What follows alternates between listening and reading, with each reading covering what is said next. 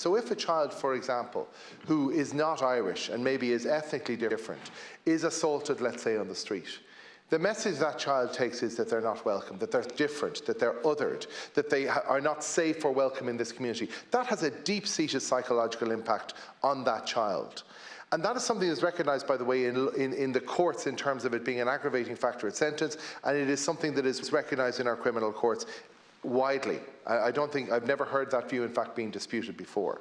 The notion that somebody... Point of information? Sorry. I didn't dispute that view today, that judges have latitude in this area. No, what you disputed, Senator Mullen, is that there's no difference between, let's say, a child born in Africa who is ethnically African, who comes to this country and is assaulted in the course of a hate crime and called names and othered and essentially told that they're not welcome, and a child who is assaulted because somebody doesn't like that child's father. There is a fundamental difference between those two things. It is so fundamental, in fact, that this House and the other House has spent a great deal of time passing an extensive piece of legislation to recognise the fact that that offence is markedly different in character and, perhaps most importantly, in the effect that it has on the victim of that crime.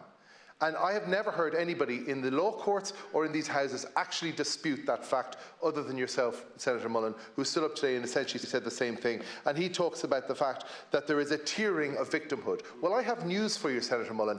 Every single crime is different. Every offender is different and every victim is different. And the effect on every one of them is different. So, of course, there are tiers. And if you're somebody, for example, who's a victim of domestic violence and assault at home by your partner, that is completely different to somebody who's randomly assaulted on the street by somebody coming out of a pub. They are different. You can call them tiers, you can call them differences, but it is entirely appropriate that the law would recognise that one is more serious on the other because it has a profounder effect, if I can use that term, or a more profound effect on the victim. That is the reality of the criminal law. That is the reality of the way the courts approach it, and it's the reality of what we are doing in this law, is trying to recognise the fact that crimes do have different effects on people, and that is something that must be taken into consideration.